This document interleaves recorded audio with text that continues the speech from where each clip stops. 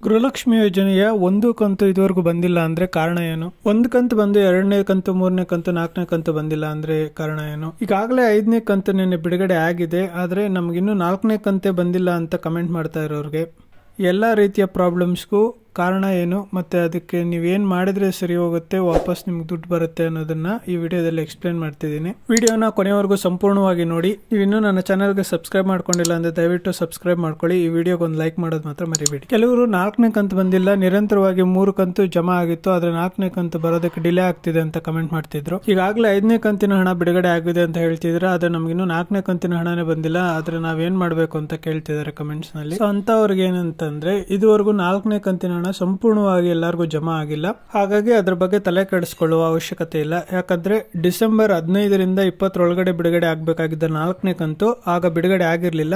ಸರ್ಕಾರದಿಂದ ಈಗ ಜನವರಿಯಲ್ಲಿ 4ನೇ ಕಂತಿನ ಹಣ ಬಿಡುಗಡೆ ಮಾಡಿದ್ದಾರೆ. 4ನೇ ಕಂತು ಹಾಗೂ 5ನೇ ಕಂತಿನ ಹಣ ಎರಡೂ ಒಂದು ವಾರದ ಗ್ಯಾಪ್ನಲ್ಲಿ ರಿಲೀಸ್ ಮಾಡಿರೋದ್ರಿಂದ ಹಣ ಕೆಲವೊಂದ್ಸತಿ ಡಿಲೇ ಆಗ್ತಿದೆ ಕೆಲವರಿಗೆ 4ನೇ ಕಂತಿನ ಹಣ ಬರೋದು. ಬಟ್ ಸರ್ಕಾರದಿಂದ ಹಣ ಬಿಡುಗಡೆ ಆಗಿರೋದ್ರಿಂದ ನಿಮ್ಮ ಅಕೌಂಟ್ಗೆ 4ನೇ ಕಂತಿನ ಹಣ ಹಾಗೂ 5ನೇ ಕಂತಿನ ಹಣ ಒಂದು ಸ್ವಲ್ಪ ದಿನ ಗ್ಯಾಪಲ್ಲೇ ಎರಡೂ ಜಮಾ ಆಗುತ್ತೆ. ಅದರ ಬಗ್ಗೆ ಏನು ತಲೆ ಕೆಡಿಸ್ಕೊಳ್ಳೋ ಅವಶ್ಯಕತೆ ಇಲ್ಲ.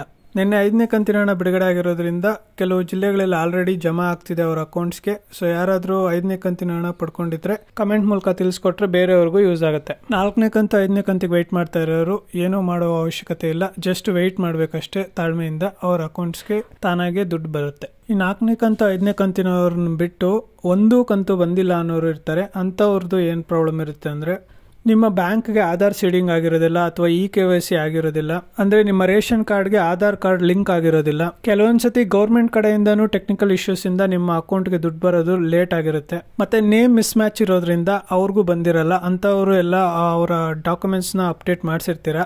ಈ ಎಲ್ಲಾ ರೀಸನ್ಸ್ ನ ಸರಿಪಡಿಸ್ಕೊಂಡಿರೋರಿಗೆ ಒಂದೆರಡು ವಾರದ ಗ್ಯಾಪ್ನಲ್ಲಿ ಎಲ್ಲಾ ಕಂತಿನ ಹಣನು 2000 ಅವರ ಅಕೌಂಟ್ಗೆ ಜಮಾ ಆಗುತ್ತೆ. ಲೋಕಸಭಾ ಚುನಾವಣೆ ಹತ್ರ ಬರ್ತಾ ಇರೋದಕ್ಕಿಂತ ನಿಮಗೆ ದುಡ್ಡು ಬಂದಿಲ್ಲ ಅನ್ನೋ ಭಯಕ್ಕಿಂತ ಸರ್ಕಾರಕ್ಕೆ ಯಾಕೆ ಕೆಲವರಿಗೆ ದುಡ್ಡು ಹೋಗಿಲ್ಲ ಅನ್ನೋ ಭಯನೇ ಜಾಸ್ತಿ ಇರುತ್ತೆ. ಸೊ ಹಂಗಾಗಿ ಅವರೇ ಖುದ್ದಾಗಿ ಎಲ್ಲರ ಅಕೌಂಟ್ಸ್ಗೂ ಹೋಗಿದೆಯಾ ಇಲ್ಲ ಅಂತ ಚೆಕ್ ಮಾಡಿಸ್ತಾ ಇರ್ತಾರೆ. CDPO ಆಫೀಸ್ಗೆ ಮತ್ತು ಅಂಗನವಾಡಿ ಕಾರ್ಯಕರ್ತರಿಗೆ ಡೀಟೇಲ್ಸ್ನ ಶೇರ್ ಮಾಡ್ತಾ ಇರ್ತಾರೆ. ಸೊ ಹಾಗಾಗಿ ನಿಮ್ಮ ಅಕೌಂಟ್ಗೆ ಇನ್ನೂ ದುಡ್ಡು ಬಂದಿಲ್ಲ ಅಂತಂದರೆ ತಲೆ ಕೆಡಿಸ್ಕೊಳ್ಬೇಡಿ, ಬರುತ್ತೆ. ಇನ್ನು ಕೆಲವರು ಕಮೆಂಟ್ ಮಾಡ್ತಿರೋದೇನೆಂದರೆ, ನಮಗೊಂದು ಕಂತು ಬಂದಿದೆ ಆಮೇಲೆ ಯಾವುದೇ ಕಂತಿನ ಹಣ ಬಂದಿಲ್ಲ ಅಂತ. ಸೊ ಅಂಥವ್ರು ಏನಂದರೆ, ನಿಮ್ದೇನಾದರೂ ರೇಷನ್ ಕಾರ್ಡ್ ತಿದ್ದುಪಡಿ ಅಥವಾ ಆಧಾರ್ ಸೀಡಿಂಗು, ಬ್ಯಾಂಕ್ KYC ಈ ಥರ ಏನಾದರೂ ಅಪ್ಡೇಟ್ಸ್ ಮಾಡಿಸಿದ್ರೆ, ಆ ಥರ ತಿದ್ದುಪಡಿ ಮಾಡಿಸಿರೋರಿಗೆ ಈಗ ಅಮೌಂಟು ಕೆಲವ್ರಿಗೆಲ್ಲ ಜಮಾ ಆಗ್ತಿದೆ. ಆದರೆ ಇದರಲ್ಲೂ ನಾವು ಯಾವುದೇ ರೀತಿಯ ಅಪ್ಡೇಟ್ಸ್ ಏನೂ ಮಾಡಿಸಿಲ್ಲ, ಆದರೂ ನಮಗೆ 1ನೇ ಕಂತು ಹಣ ಬಂದ ಆಮೇಲೆ ಯಾವುದೋ ಕಂತಿನ ಹಣ ಬಂದಿಲ್ಲ ಅನ್ನೋರು ಇದ್ದಾರೆ. ಇಂಥ ಕೇಸಸ್ಸಲ್ಲಿ ನಿಮ್ದು ಯಾವುದೇ ರೀತಿಯ ತೊಂದರೆ ಇರೋದಿಲ್ಲ. ಗೌರ್ಮೆಂಟ್ ಕಡೆಯಿಂದನೇ ಟೆಕ್ನಿಕಲ್ ರೀಸನ್ಸ್ ಇಂದ ಹೋಲ್ಡ್ ಅಪ್ ಆಗಿರುತ್ತೆ. ಸೊ ನಿಮಗೆ ಒಟ್ಟಿಗೆ ಎಲ್ಲಾ ಕಂತಿನ ಹಣನು ಜಮಾ ಆಗುತ್ತೆ ಅಥವಾ ಒಂದೊಂದೇ ಕಂತಿನ ಹಣ ನಿಮ್ಮ ಅಕೌಂಟ್ಗೆ ಜಮಾ ಆಗ್ತಾ ಹೋಗುತ್ತೆ. ಯಾವುದೇ ಆತಂಕ ಬೇಡ. ಈ ವಿಡಿಯೋ ನಿಮಗೆ ಯೂಸ್ಫುಲ್ ಅನ್ಸಿದ್ರೆ ದಯವಿಟ್ಟು ನನ್ನ ಚಾನಲ್ಗೆ ಸಬ್ಸ್ಕ್ರೈಬ್ ಮಾಡ್ಕೊಳ್ಳಿ. ಈ ವಿಡಿಯೋಗೆ ಒಂದು ಲೈಕ್ ಮಾಡಿ. Thanks for watching. ನೀವಿನ್ನೂ ನನ್ನ ಚಾನಲ್ಗೆ ಸಬ್ಸ್ಕ್ರೈಬ್ ಮಾಡ್ಕೊಂಡಿಲ್ಲ ಅಂದರೆ ದಯವಿಟ್ಟು ಸಬ್ಸ್ಕ್ರೈಬ್ ಮಾಡ್ಕೊಳ್ಳಿ.